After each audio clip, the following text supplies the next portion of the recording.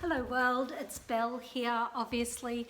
I really wanted to share something with you all that I've been reading and I've shared with a few friends, but I'm like, how can I get this out to my greater friendship base and acquaintances and things like that. So what I decided to do is read this book to you guys chapter by chapter, so those who are interested can join along and see what it's all about. But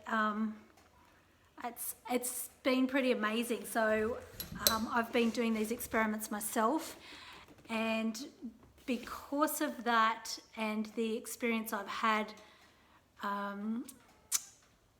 with these experiments being so powerful, I just really want as many people as interested to be able to access and learn this amazing skill as well. So the book is called E Squared and it's by Grout, and it is E Squared, 9 do-it-yourself energy experiments that prove your thoughts create your reality. Ooh, a bit woo-woo, right? So I thought, what a great time to do it. It's a cool afternoon. I've got the fire crackling along here, and I thought I would just start it and see how it goes. And you know, if you get part way through it, it's not for you, or you know, gets a bit woo-woo or whatever, just scroll on by. But if you do follow along and do one experiment, or you know, whether you do all the 9, I'd really love to hear, and I'm sure everyone else would as well, especially the skeptics that will be listening and waiting for feedback and proof that these things work. So I'm just going to go in on this video and read a bit about, let me just find it, I'll read the sort of preface so you know what it's about and what we're going to be doing. And then what I'll do is do one video for each experiment, and I'll just sort of read those once every few days or once a week or whenever, and take it from there. I mean, I'll just do them at random. I've been wanting to do this for ages, but you know, as we do, I'm like, oh, I should do my hair, haven't had my eyebrows done, you know, should I put some makeup on, all of that. And I'm like, screw it, let's just do it. Let's just put it out there and get it going, because it's too powerful not to. So in just saying before I start, one, I'm probably not the best reader out loud. You know, when you read in your head, it's completely different to reading out loud. So bear with me. And the next thing I would suggest is just, if you want to come along for the ride, just go fully in and let the experiment happen, or open your mind. Don't prejudge or slip into an old way of thinking, because that's definitely what holds you back in these experiments. But I have tried some. I haven't done all 9 of them, but the ones I've done so far have been amazing, as has the feedback I've had. I've given this book to a couple of friends as well, and they've experienced these experiments and the energy and that type of thing. So I just hope you come in with an open mind. If it's not for you, adios, all good.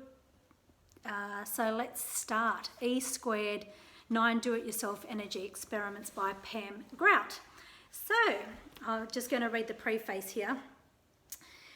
It starts with an Albert Einstein quote, who we all know, and it says, "Everyone who is seriously involved in the pursuit of science becomes convinced that a spirit is manifest in the laws of the universe, a spirit vastly superior to that of man."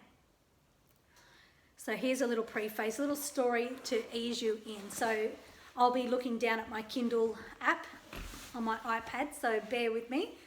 Settle in, pause it if you haven't got a cup of tea or a coffee or a wine or a beer, whatever it is you need at this time, and settle in for a little story time with Belle.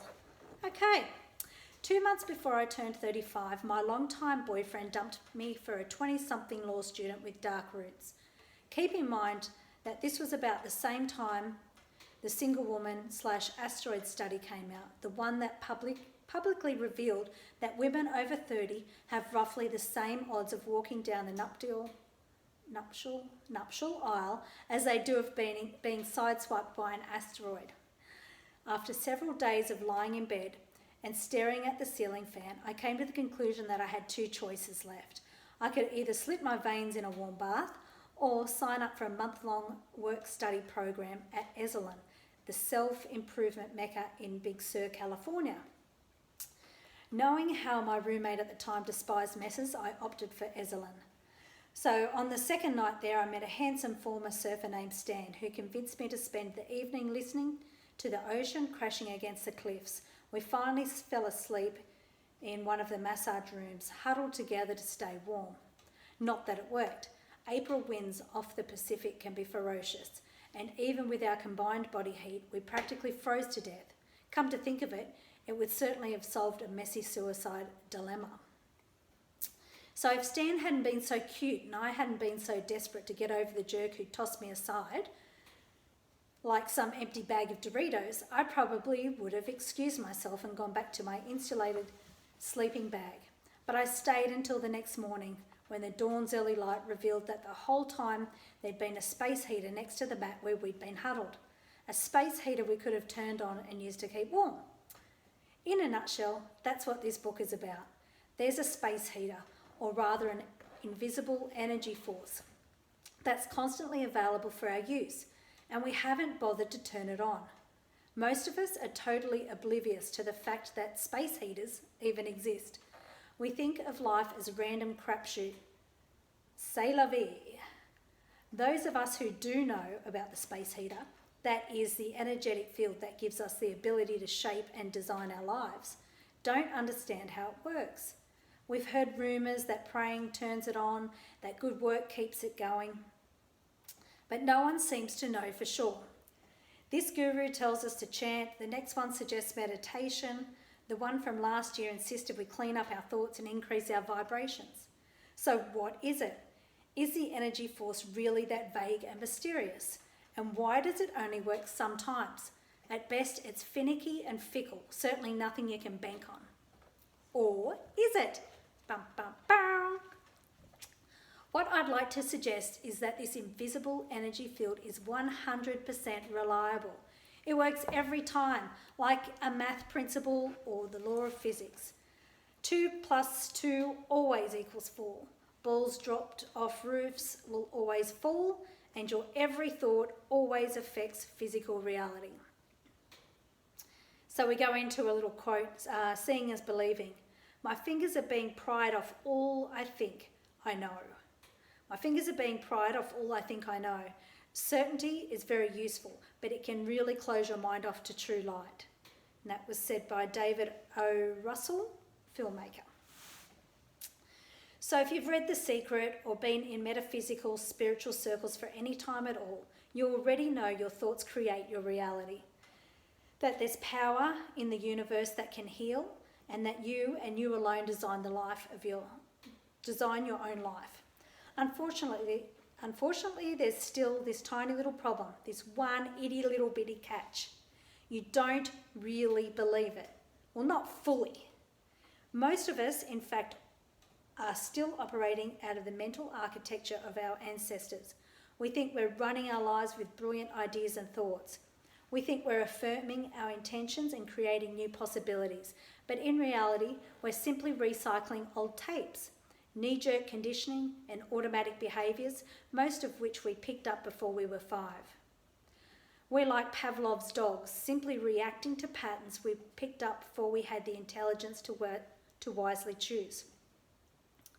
Wow, I should have got some water before I started this. Most of the thoughts we assume are our own are really the invisible and largely unquestioned beliefs we downloaded from others. So we pit our positive thoughts against our old, disempowering programming. In other words, our consciousness, that force that always affects physical reality, has been hijacked. Not long after I graduated from college, landed a job and was running my own affairs, I noticed negative thoughts about money dive bombing for my attention. I found myself worrying, wondering if running out of money was imminent, questioning whether or not I could afford the new bike I wanted or the computer I needed. One day, during an early morning jog, I suddenly got it. Those thoughts were the exact clones of comments my mother often made when I was growing up. And even though there was no evidence to support those fears in my own life, I had downloaded them straight into my consciousness without even being aware of it. Needless to say, that wasn't a paradigm that served my highest good. I consciously rewrote the paradigm that ran my financial life to, I can afford anything I want. In fact, I'm so prosperous, I need never worry again. As an independent freelance writer, I also appointed God as the CEO of my career. Now, can I just interject there? When they speak of God, it doesn't have to be God, Jesus, the traditional God that we think of. It could be the universe, it could be source, it could be your inner being, it could be the vortex, whatever it is for you. It doesn't have to actually be God that we think of traditionally, or what most consider God. God can be Buddha, God could be a plant, God could be a coffee cup, whatever it is for you.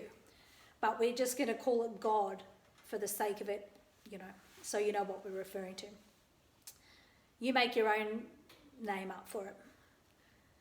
So she figured out there was no way I could run this fickle writing business with the faulty wiring and negative thoughts I downloaded from my past. Clearly, I needed a new energetic imprint.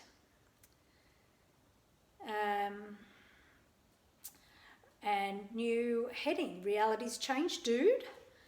And a little quote by Orville Wright, American inventor. He says, if we worked on the assumption that what is accepted as true really is true, then there would be little hope for advance. So we continue on. Even though the reductionist mechanical worldview has been proved effective, it's still deeply ingrained and embedded into our culture. Neuroscientists tell us that 95% of our thoughts are controlled by our pre-programmed subconscious mind. Instead of actually thinking, you're looking at a movie of the past. If you weren't immersed in this non-stop riot of fragmented old-school thinking, you'd be modifying your life at will. You'd have no fear around money, you'd have nothing but beautiful relationships, and you'd be so ecstatically content that it would never occur to you to pick up a book like this. Quite frankly, I'm glad you did.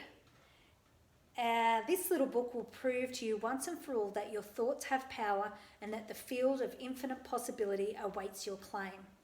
It will help you rewrite the outdated thinking that drives your life. Instead of making a grand argument, the same grand argument you've read about in all the other books about changing reality, this book has 9 easy-to-try experiments that offer real-time proof. It gives you the opportunity to move from knowing your thoughts create reality to witnessing it happening on a daily decision-by-decision basis. Are you excited? So at this point, it's still a theory. Seeing with your own 2 eyes that you change reality simply by observing it will rewire your brain and divest you from old conditioning. Learning through scientific experimentation how deeply you are connected to the field of potentiality will literally set you free. The magic we threw overboard. Oh my, how the world still dearly loves a cage. Quote by Tess Lynch, writer, gentlewoman, and essayist. Quantum physics defines the field as invisible moving forces that influence the physical realm. In this book, you'll learn to use the field of potentiality. I like to call it the FP. So anytime we refer to FP, it's the field of potentiality, to your advantage. Because energy is invisible and because we're still operating from the old school principles that put materiality,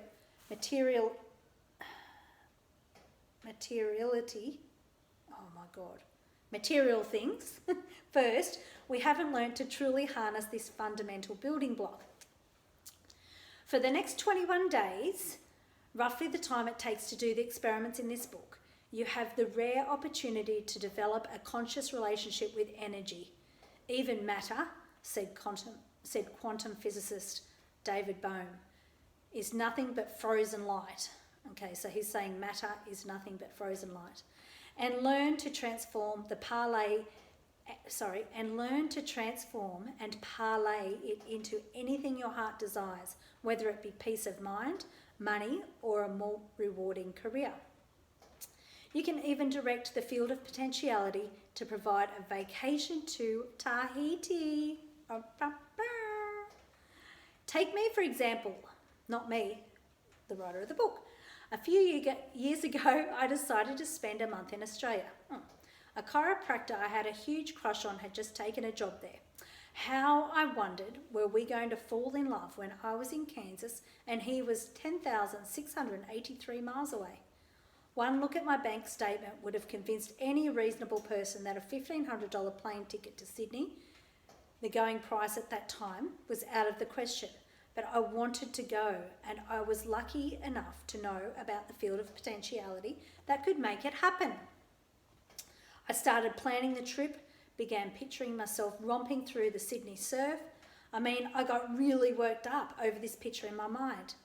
Within a week, my editor at Modern Bride magazine called.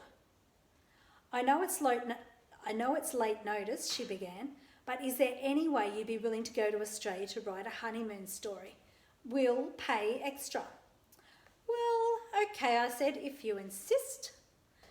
So you can transform energy to heal and change your body. I was hiking with a friend in the flatlands near Steamboat Springs, Colorado, climbing up the one path in the entire park. She tripped over a rock, fell, and watched in horror her ankle start swelling. This ankle was swollen.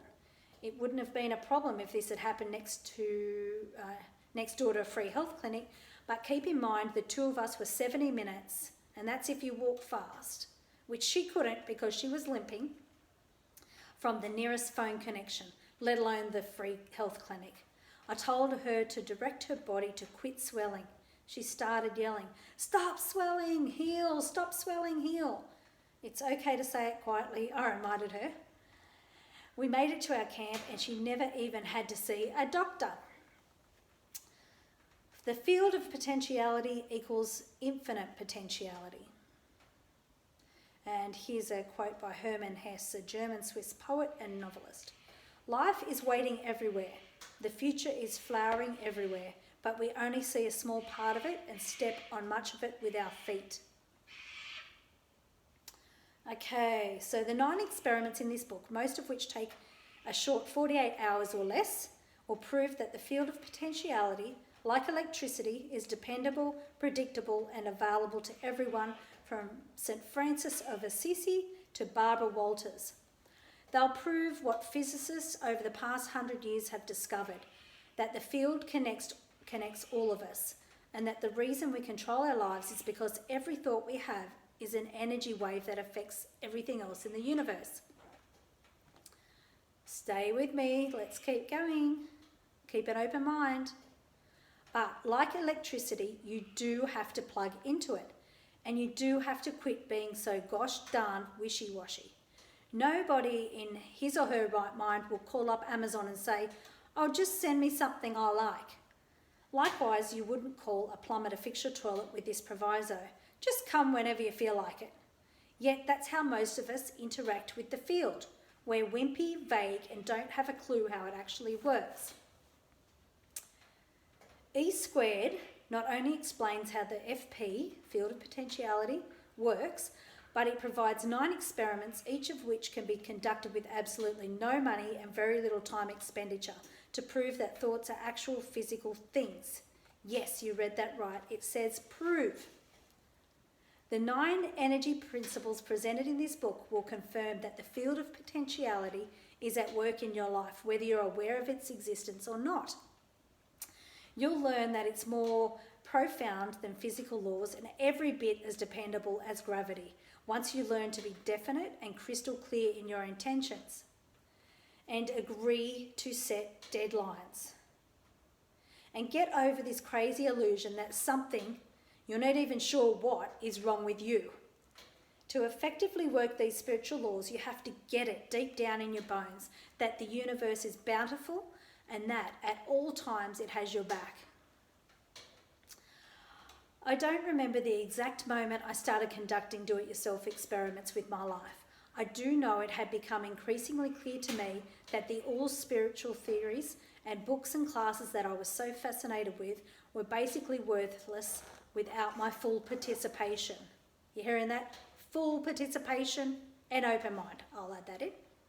Like most people, I started with baby steps, making simple intentions like securing upfront parking spots, finding 4-leaf clovers, getting interviews with people in the headlines.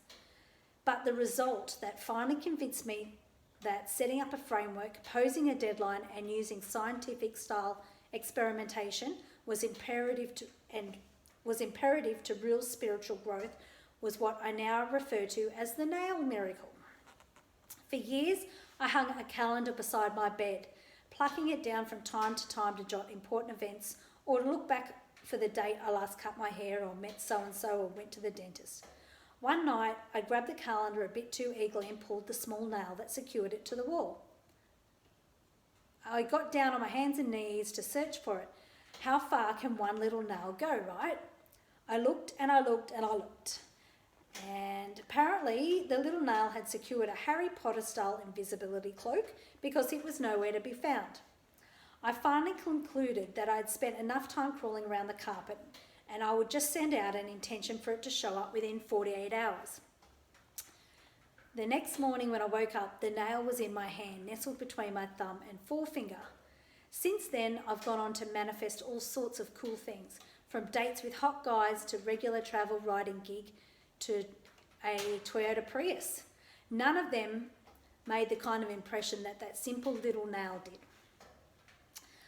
I was getting such convincing results that my own experiments that I decided it was time to reproduce them to see if they'd work as well for others.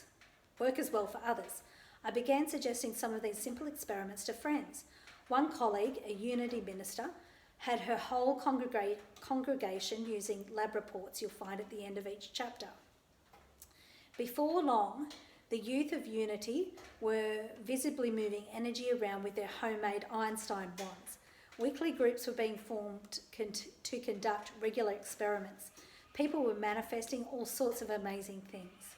Well, there you go. What I know for sure is the best way to understand a spiritual principle, maybe the only way, is to not only read about it in a book or to hear a speaker explain it from a podium, but to put it into a framework that demonstrates how it works. Seeing it in action, as you will in these experiments, leads to complete and certain conviction. And that's the only thing that will radically release you from your old school mental architecture. Oh, that file looks good. Okay, the new curriculum.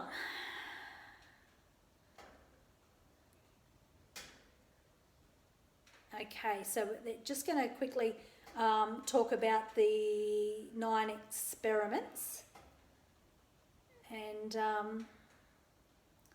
take it from there. Okay, so I'll just quickly go through a quick summary of the 9 experiments we're going to implement over the next however long. The first one is called the Dude Abides Principle. This is the basic principle, the foundation upon which all the others are set. Basically, what it says is there is an invisible energy force or field of infinite possibilities. The experiment could be best described as an ultimatum. You're going to give the force exactly 48 hours to make its presence known.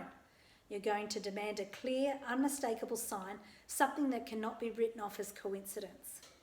So we're just summarising the experiments before I'll do a separate video for each experiment with what you need to do and go into a little bit more detail. So we'll just keep summarising them here. So number 2, the second experiment will be the Volkswagen Jetta principle. Remember that new car you bought a few years ago when you first decided it was the car of your dreams? Excuse me. It seemed like a unique car. You figured you'd be the only one in town to proudly drive one. Well, by the time you read up on it in consumer reports, decided on the price you needed to offer, and finally got yourself to the car dealership, you noticed that practically every 8th car was a Volkswagen Jetta, or whatever car it was you wanted. And that's what happens when you begin to think about something. You draw it into your life. Every thought we have, every judgment we make, impacts the field of potentiality. In fact, reality is nothing but waves of possibility that we have observed into form. This second principle states you impact the field and draw from it according to your beliefs and expectations. And to prove it, we'll set the following clear intention. This is what I want to pull out of the field in the next 48 hours. Whoa, are you getting excited yet? I love it. I can't wait for you guys to do this and feel it and see it and whatever. So anyway, I digress. Let's move on. The third principle is the Albert Einstein principle. Even though this principle, you too are a field of energy, is one of the cornerstone spiritual principles, it actually first came to light in a physical lab. Yes, it was scientists who discovered that, despite all appearances to the contrary, human beings are not matter but are continually moving waves of energy. In fact, you probably noticed the title of this book is a play on Einstein's famous equation. This is the only experiment that involves equipment, specially designed, perfectly tuned equipment. Okay, so it's a metal coat hanger, a specimen of which I'm assuming, unless you're a complete and total slob, is available in your closet. And a drinking straw. Well, that could be a little bit harder these days. Something you can easily score, maybe not, free of charge at any Macca's. Okay, so number 4 will be the abracadabra principle. Most people associate the word abracadabra with magicians pulling rabbits out of hats. It's actually an Aramaic term that translates into English as I will create as I speak. It's a powerful concept. It's why Edison often announced the invention of a device before he'd actually invented it. It's why Jim Carrey wrote himself a check for $10 million long before he ever made a movie. And side note, if you've never watched that interview with Jim Carrey, Google it, find it on YouTube, Jim Carrey, $10 million check. You'll find it amazing. Let's get back to it. This principle simply says whatever you focus on expands. And in this experiment, you'll learn that there's no such thing as an idle thought and that all of us are way too cavalier and tolerant in our minds wandering. Experiment number 5. The Dear Abby principle. The principle states your connection to the field provides accurate and unlimited guidance. By realigning your consciousness, you can access reliable answers to every question you ever make. The reason you don't know this is because you've taught yourself the most unnatural habit of feeling separate, of not being in communication with the FP, field of potentiality. Number 6, the superhero principle.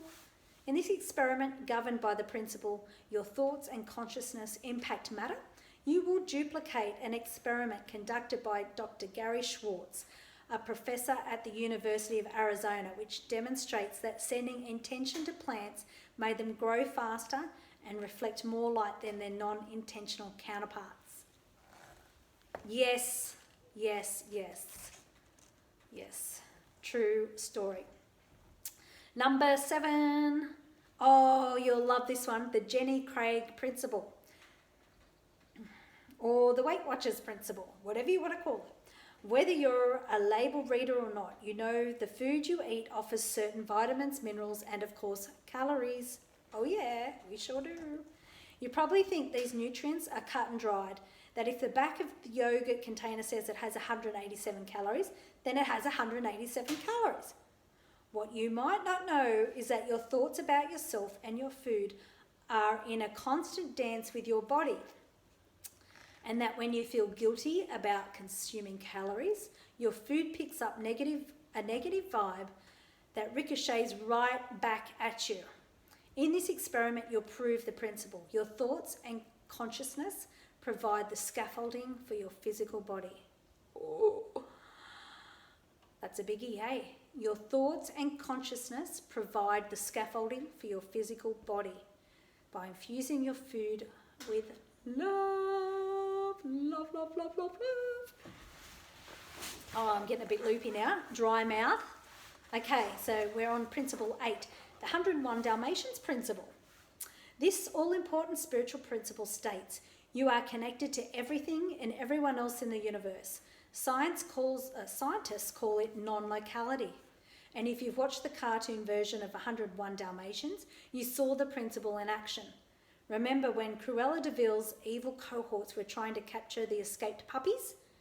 The old Scottish Terrier in the barn where they were hiding barked for help to a Basset Hound in the next county, who, in turn, barked the message to a Dachshund farther along the route.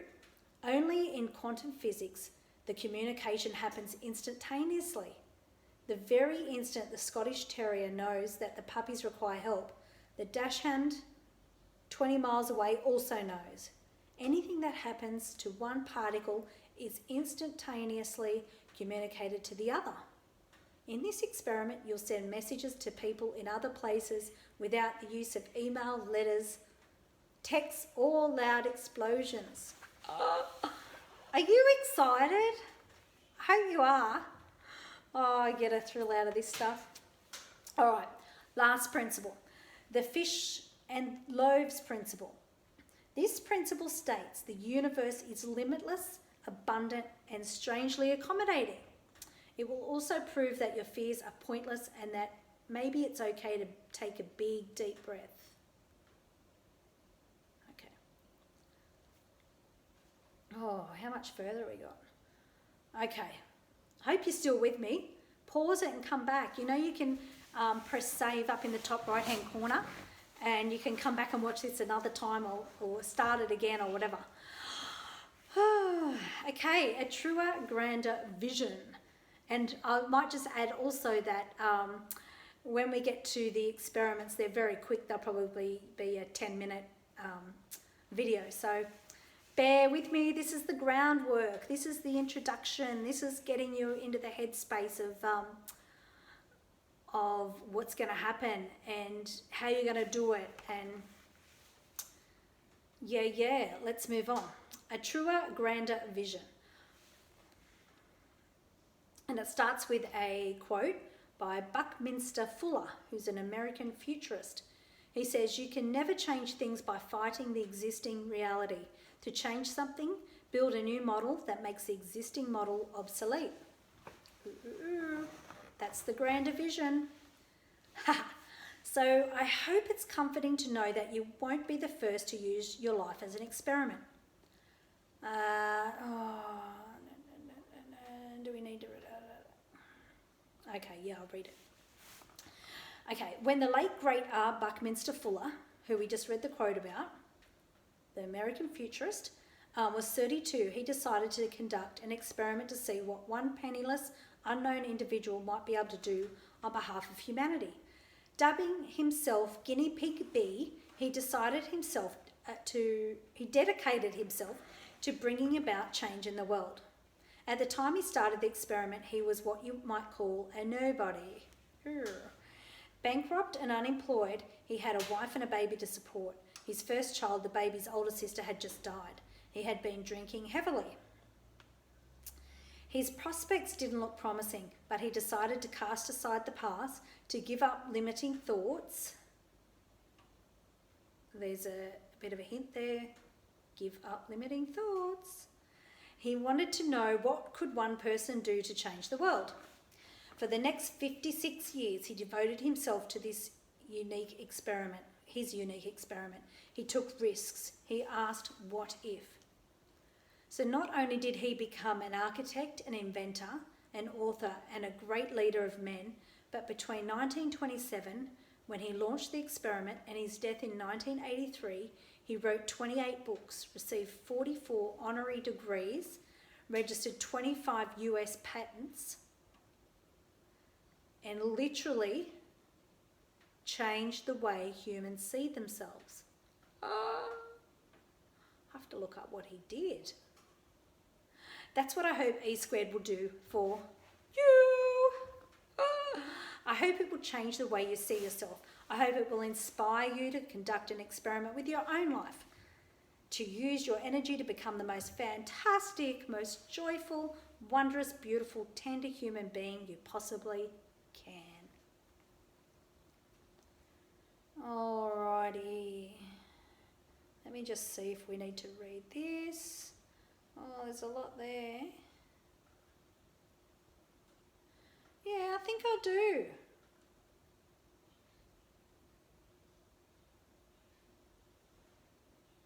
Okay, I think this is important too. Okay. We're going to read it. We're going to read it.